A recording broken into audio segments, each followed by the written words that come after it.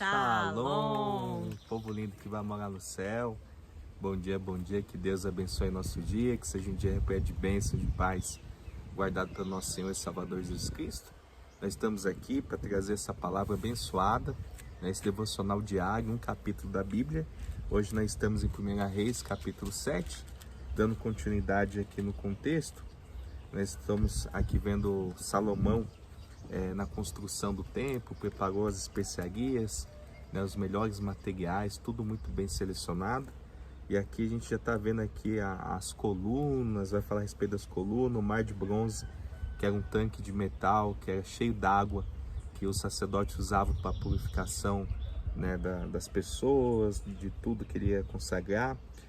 Nós vamos ver aqui os pequenos carros de bronze, alguns objetos dos templos. Vamos ver o que Deus fala conosco em nome de Jesus, amém? Amém, louvado seja o nome do nosso Senhor, aquele que é único e digno de toda honra, de toda glória e de todo louvor. Edificou Salomão os seus palácios, levando 13 anos para os concluir. Edificou a casa do bosque do Líbano, de 100 côvados de comprimento, 50 de largura e 30 de altura, sobre 4 ordens de colunas de cedro e vigas de cedro sobre as colunas. A cobertura era de cedro, abrangendo as câmaras laterais em número de 45, 15 em cada andar, as quais repousavam sobre colunas. Havia janelas em 3 ordens e janelas oposta à janela em 3 fileiras. Todas as portas e janelas eram quadradas, e janela oposta à janela em 3 fileiras. Depois fez o salão das colunas de 50 côvados de comprimento e 30 de largura. E havia um pórtico de colunas de fronte dele, um baldaquino. Também fez a sala do trono, onde julgava saber. A sala do julgamento, coberta de cedro desde o soalho até o teto. A sua casa em que moraria fê-la noutro pátrio, atrás da sala do trono, de obra semelhante a esta. Também para a filha de Faraó, que tomara por mulher, fez Salomão uma casa semelhante à sala do trono. Todas estas construções eram de pedras de valor, cortadas a medidas, serradas para o lado de dentro e para o de fora, e isto desde o fundamento até as beiras do teto e por fora até o átrio maior. O fundamento era de pedras de valor, pedras grandes, pedras de 10 côvados e pedras de 8 côvados. Por cima delas, pedras de valor cortadas segundo as medidas de cedro e cedros. Ao redor do grande átrio havia 3 ordens de pedras cortadas e uma ordem de vigas de cedro. Assim era também o átrio interior da casa do Senhor e o pórtico daquela casa. Enviou o rei Salomão mensageiros de Tiro, trouxessem Hirão. Era este filho de uma mulher viúva, da tribo de Naphtali, e fora seu pai um homem de Tiro que trabalhava em bronze. Hirão era cheio de sabedoria e de entendimento e de ciência para fazer toda a obra de bronze. Veio ter com o rei Salomão e fez toda a sua obra. Formou 2 colunas de bronze, a altura de cada uma era de 18 côvados. E um fio de 12 côvados era a medida de sua circunferência. Também fez 2 capitéis de fundição de bronze, para pôr sobre o altar das colunas de 5 côvados, era a altura de cada um deles. Havia obra de rede e ornamentos torcidos em forma de cadeia, para os capitéis que estavam sobre o alto das colunas, 7 para um capitéi, e 7 para outro. Fez também romãs em 2 fileiras por cima de uma das obras de rede, para cobrir o capitéi no alto da coluna. O mesmo fez com o outro capitéi. Os capitéis que estavam no alto das colunas eram de obra de lírios, como na sala do trono, e de 4 côvados perto do bojo, próximo à obra de rede. Os capitéis que estavam no alto das colunas tinham 200 romãs dispostas em fileiras em redor, sobre um e outro capitéi. Depois levantou as colunas no pórtico do templo. Tendo levantado a coluna direita, chamou-lhe Jaquim. E tendo levantado a coluna esquerda, chamou-lhe Boaz. No alto das colunas estava a obra de lírios. E assim se acabou a obra das colunas. É interessante a gente abrir um parênteses aqui para falar dessas colunas, porque não se sabe ao certo o propósito das colunas. Porém, monumentos desse tipo costumavam ser erguidos para servir de lembrança de acontecimentos na história de Israel.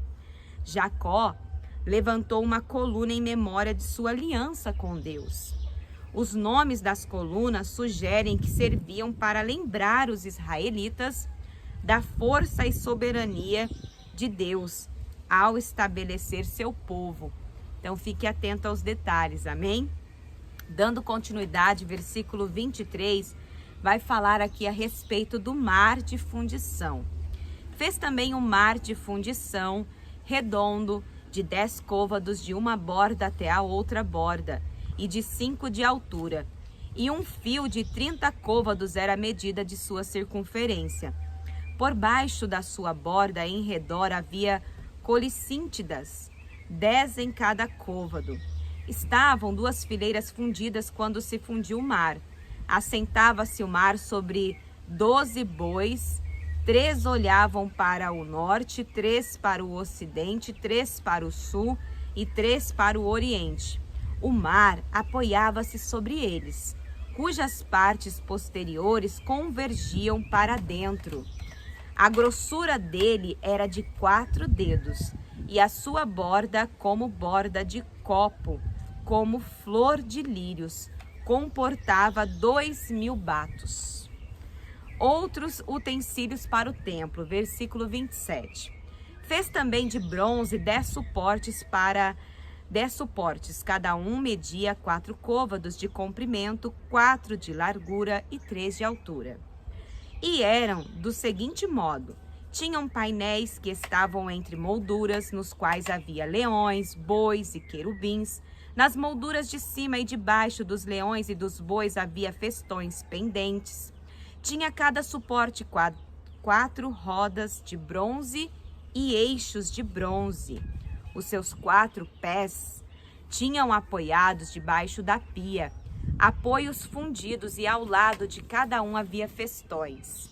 A boca dos suportes estava dentro de uma guarnição que media 1 côvado de altura. A boca era redonda, como a obra de um pedestal, e tinha o diâmetro de 1 côvado e meio. Também nele havia entalhes, e seus painéis eram quadrados, não redondos. As 4 rodas estavam debaixo dos painéis, e os eixos das rodas formavam uma peça com o suporte. Cada roda era de 1 côvado e meio de altura. As rodas eram como as de um carro. Seus eixos, suas cambas, seus raios e seus cubos, todos eram fundidos. Havia 4 apoios aos 4 cantos de cada suporte, que com este formavam uma peça. No alto de cada suporte havia um cilindro de meio côvado de altura. Também no alto de cada suporte, os apoios e painéis formavam uma peça só com ele. Na superfície de seus apoios e dos seus painéis, gravou querubins, leões e palmeiras, segundo o espaço de cada um, com festões ao redor. Deste modo fez os 10 suportes. Todos tinham a mesma fundição, o mesmo tamanho e o mesmo entalhe. Também fez 10 pias de bronze. Em cada uma cabiam 40 batos, e cada uma era de 4 côvados sobre cada um dos 10 suportes estava uma pia. Pôs 5 suportes à direita da casa e 5 à esquerda. Porém, o mar pôs ao lado direito da casa para o lado sudeste. Depois fez Hirão os caldeirões e as pás e as bacias. Assim terminou ele de fazer toda a obra para o rei Salomão, para a casa do Senhor.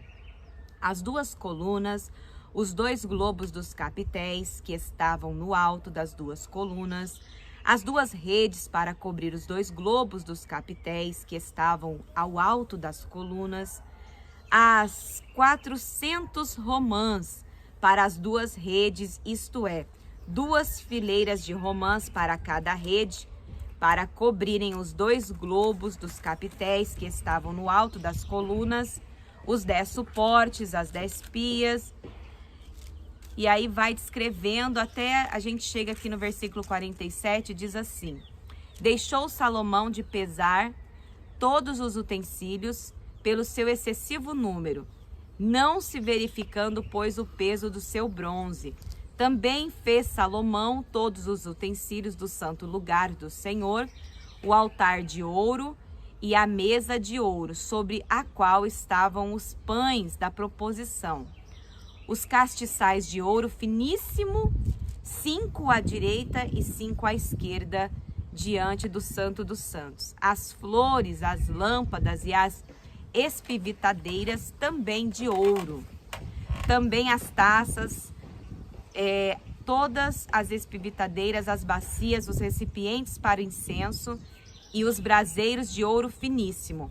As dobradiças para as portas da casa interior para o Santo dos Santos e as das portas do santo lugar do templo também de ouro. As dádivas de Davi colocadas no templo. Versículo 51. Assim se acabou toda a obra que fez o rei Salomão para a casa do Senhor. Então trouxe Salomão as coisas de Davi, seu pai. Havia dedicado a prata, o ouro e os utensílios. Ele os pôs entre os tesouros da casa do Senhor. Glórias a Deus. Quantos detalhes, né, gente? Quanta perfeição. O que me chama muita atenção é saber que mesmo Salomão dispondo de todo o recurso, ele levou 13 anos para construir esse templo, né? E fez com muita dedicação, né? Com muito amor, né? Tudo no mínimo detalhe. Você vê o altar, né? Não era de bronze, era de ouro, né? Tudo revestido com betume, né? Você tudo com ouro por dentro.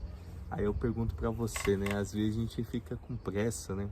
Ou às vezes a gente cancela um projeto, porque vai demorar muito, é muito longo prazo, né? Mas você vê aqui uma pessoa que está sendo perseverante, né? Buscando fazer o melhor, e vai chegar o momento, né?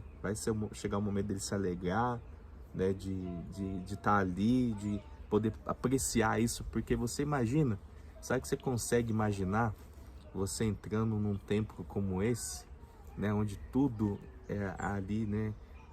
Do melhor, né? Com ouro, pedras preciosas, colunas, tudo no mesmo detalhe, né? E, gente, pelo menos eu não conheço nenhum templo assim semelhante ao qual o homem fez, senão esse templo de Salomão. E a gente vai lendo assim, né? Pode parecer uma leitura um pouco maçante, mas você vai lendo, e se você prestar atenção, é como se você conseguisse viajar nesse lugar, né? Você fica imaginando essas pedras preciosas, você fica imaginando essas colunas, você fica imaginando toda essa perfeição.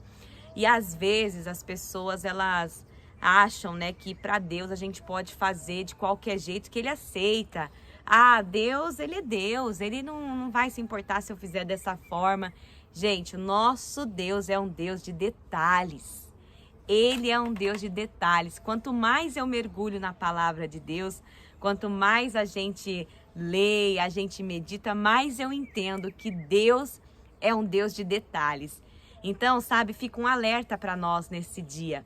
Às vezes você está querendo detectar Deus numa obra grandiosa, num algo muito assim extraordinário. Você quer ver o mar se abrir, talvez você quer ver aí algo assim miraculoso.